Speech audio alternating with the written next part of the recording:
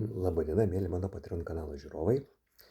Na, Lietuvos sisteminės žiniasklaidos įsijungimo į papildų temą ir teisinga kryptimi proga dabar išstoju.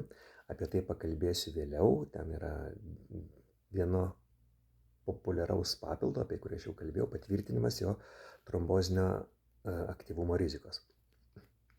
Bet pirmiausia, norėčiau pasakyti, iš kur gimsta tos nesąmonės. Nereikia net jūsų labai proprosenelių. Jūs paklauskit savo tėvų senelių, kaip jūsų seneliai ruošdavosi žiemai. Žmonės maždaug rudens gale, žiemos pradžioje pasipjaudavo kiaulaitę, pasikimždavo kelias dešras, lašinius pasūdo, pasikabina ant aukšto, ant balkio. Kieme arba kažkur tai miškelėje po stageliu, arba tai į šaltį, arba į žemę įkasdavo morką, broką, bulvę. Dar kai kuriuose Žemaitijos regionuose cukrinį runkelį, ten tradiciškai juos deda į blinus pasipjaustę. Grybai būdavo sūdyti ir daržovės dažniausiai raugintos. Ir žmonės ramiausiai pražiemodavo be jokių papildų. Ir nebuvo tikrai nei turbūt 10% hipertenzijų, antro tipo diabeto, infarkto, insulto ir gerokai mažiau onkologijos. Nes, mylėjai, mes gimstam pritaikyti tai kiaulaitei, tai morkai ir tam grybui. Žmonės evoliucijos eigoj savo geografinėse platumose įgyja tam tikras savybės, kurios pilnai užtenka ten esančių maisto produktų, kad jie išgyventų. Ir nereikia jokių ten juokingų papildų.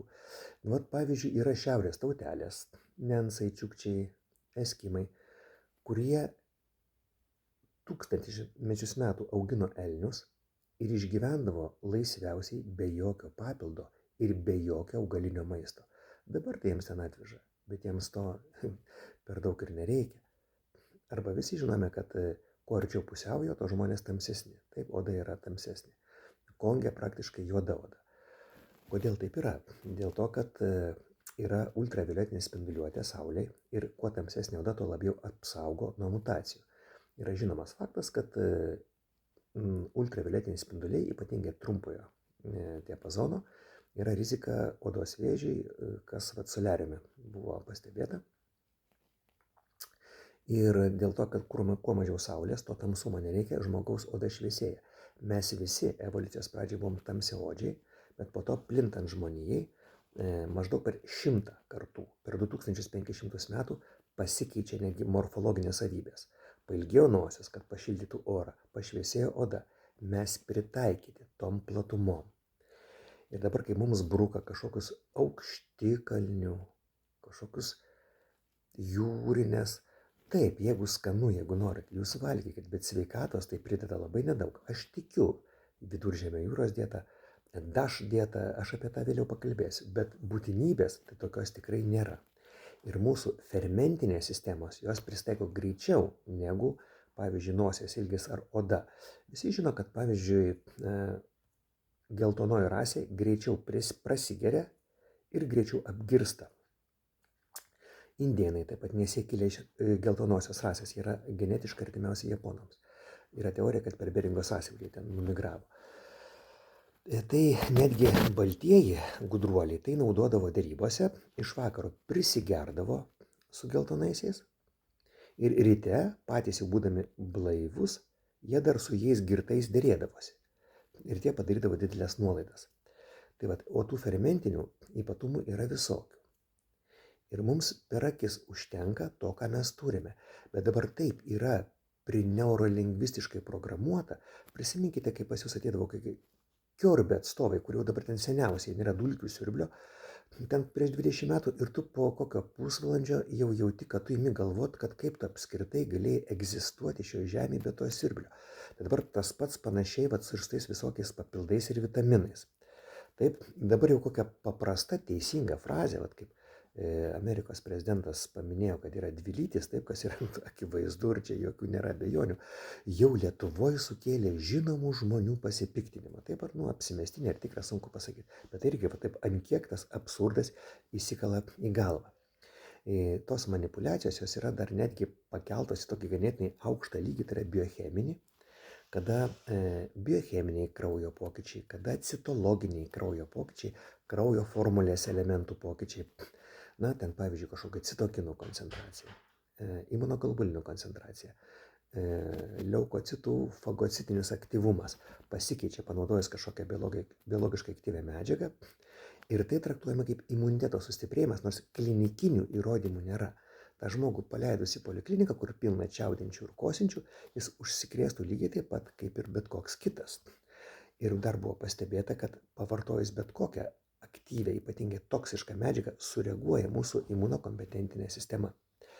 Dėl to, mėlyjei, siūlau valgyti tai, kas skanu, nes dabar tiek priviso tų mitybos ekspertų visuose portaluose. Ir vieną dieną, tiesiog vienam portalė neapskaičiavo, paskaičiau, vienas pasakė, kad bananas yra didžiulė blogybė, o kitas žmogus pasakė, kad yra Dievo dovana, kur ten pusės bananų užtenka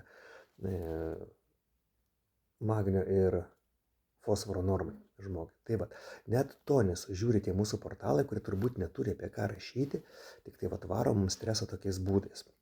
Taigi,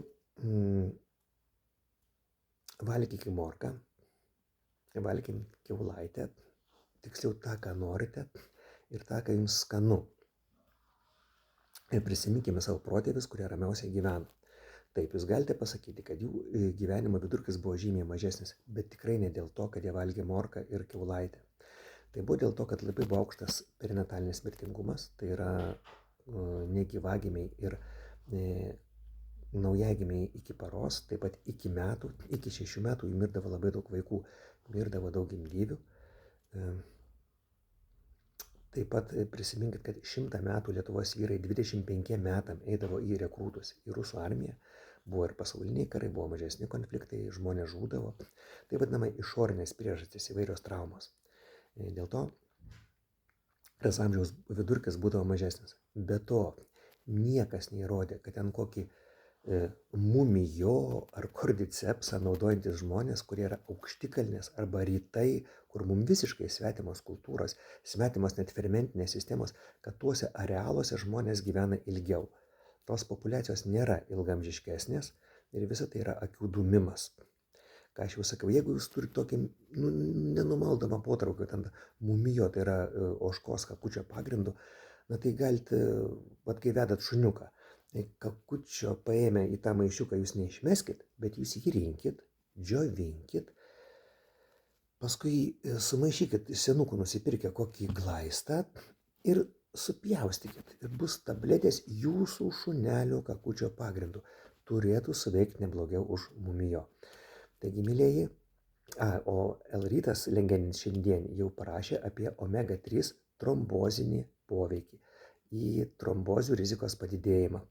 Tai įsivaizduokit, atsiverskit atgal ten tą Patreoną prieš kelias laidas, kalbėjau apie omega-3, tai maždaug 10-15 metais jau buvo įtarta, o jau po 15 metų įrodytas omega-3 trombozinis aktyvumas. Kiek žmonių per tą laiką jos privalgė, kiek galbūt įvyko trombozių, kiek žmonių iš to prasigyveno milijonus, milijardus, vien dėl to, kad kažkoks vyksta marketinginė forma. Taigi, pravėdinkit taip greitai galvą, kaip su tom lytim, gal biškit taip nusileiskit ant žemės, galvokit, ką į save dedat ir tikrai mums, apart mūsų, jeigu geras maistas, daugiau nieko nereikia. Iki.